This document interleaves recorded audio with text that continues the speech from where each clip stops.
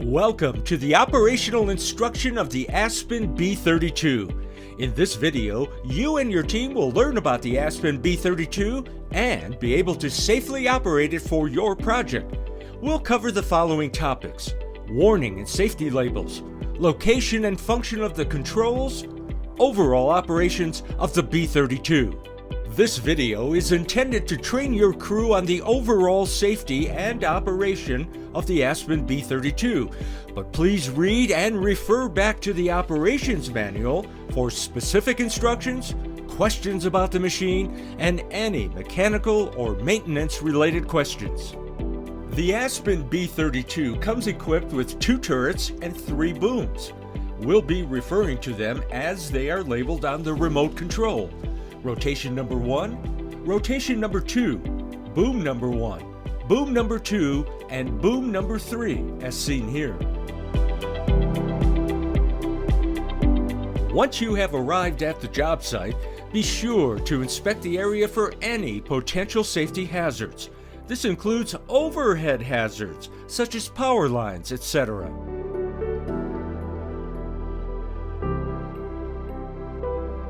On the Aspen B32, you'll notice a variety of safety stickers. It's important that you familiarize yourself with the labels and their meaning before operation of the B32.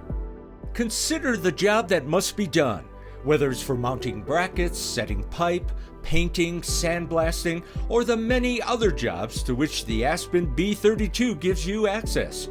Position the machine above the desired work area. Then, cordon off that work area to warn traffic according to local, state, and federal regulations. Now it's time to perform a walk-around inspection. A complete inspection checklist can be found in the operations manual. Before starting to work with the machine, the truck must be in neutral with the parking brake engaged.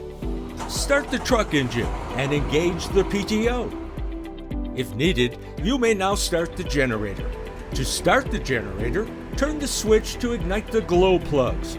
Once the light is a solid green, you may turn the switch to the start position to start the generator. Let's move to the computer controls. The far left switch turns on the unit power. Initiate 2-speed to engage the high idle. Then turn on your strobes for safety and intercom for communication.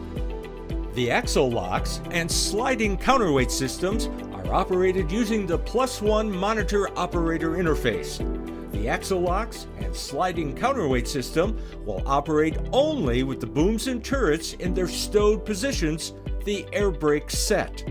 The turrets and booms can be operated from either radio transmitter, whichever is selected.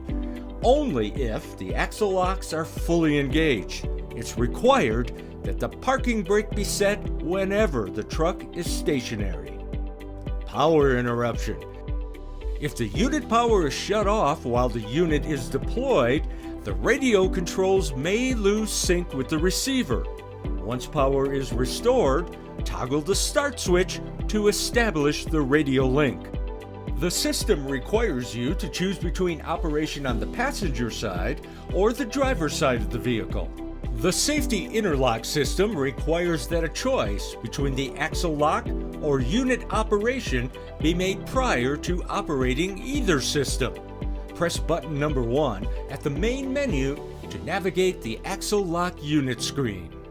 For the axle lock mode, press button number 5 to select axle lock on. To engage axle locks, you must first decide which side of the truck you will deploy the machine. Button 1 is for left-handed deployment. Button 3 is for right-hand deployment. To lock in the axle locks, push and hold either button 1 or 3. The green "Axles Unlocked" will begin to blink. Once fully locked in, the counterweight stowed will begin to blink, and the counterweight will move into position. Once the axle locks and counterweight are in position, they'll both be solid green. After engaging, press button number 5 to switch the unit on to begin using unit functions. Press the X button to return to the main screen. Once the axle lock and counterbalance are set, you'll want to perform a visual inspection to confirm that both have been properly deployed.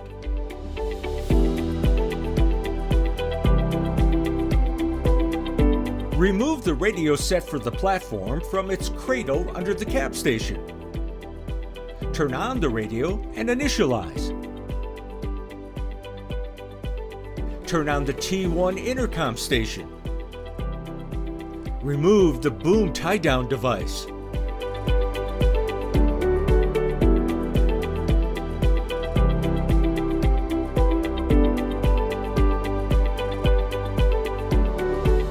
Board the platform with the radio and cradle.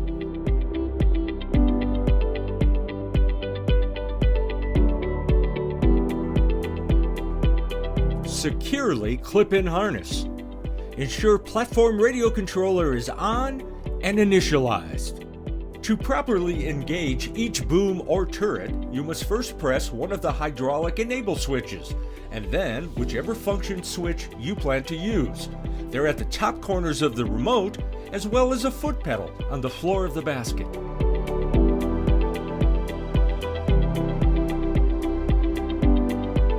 Raise boom number 1 and operate boom leveling in until the booms are about 12 inches above the rest.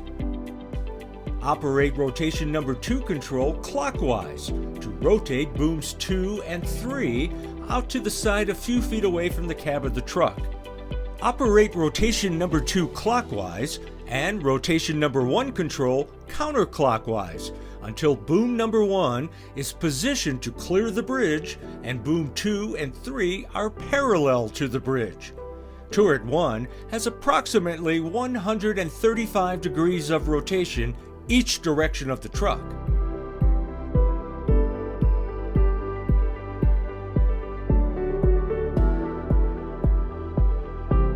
Operate boom 2 and 3 open until boom 2 is vertical and boom 3 is horizontal.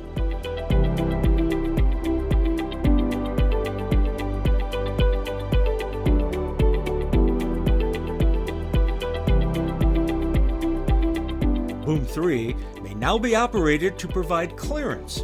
The platform will automatically level as booms 2 and 3 are moved.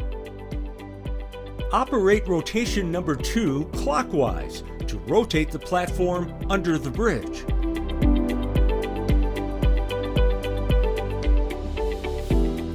Under the bridge, the boom number 3 telescope can be used along with the other boom functions to reach the desired area.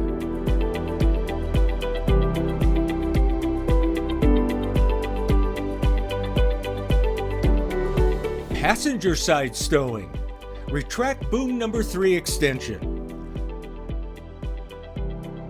Operate rotation number 2 counterclockwise until boom 2 and 3 are parallel to the bridge. Operate boom 2 and 3 control to completely close both booms.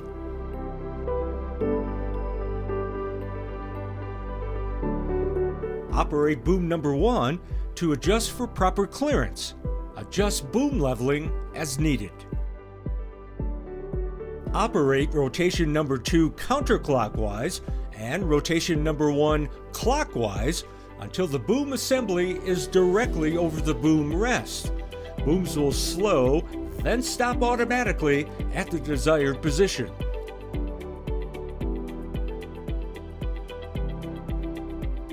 Operate boom number 1 down and boom leveling out to place the booms in their rest. Booms should be placed in their rest simultaneously. Exit platform with the radio and cradle. Secure any other items used while deployed. Install the boom tie-down.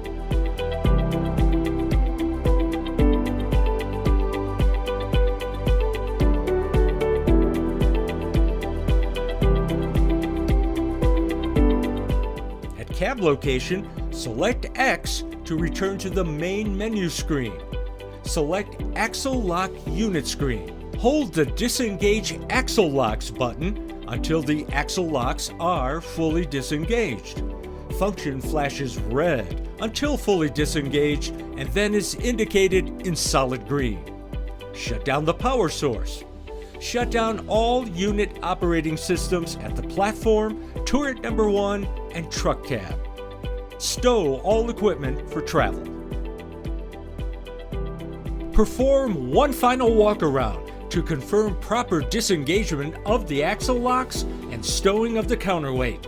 Once everything is properly stowed for travel, the unit is now ready to leave the job site.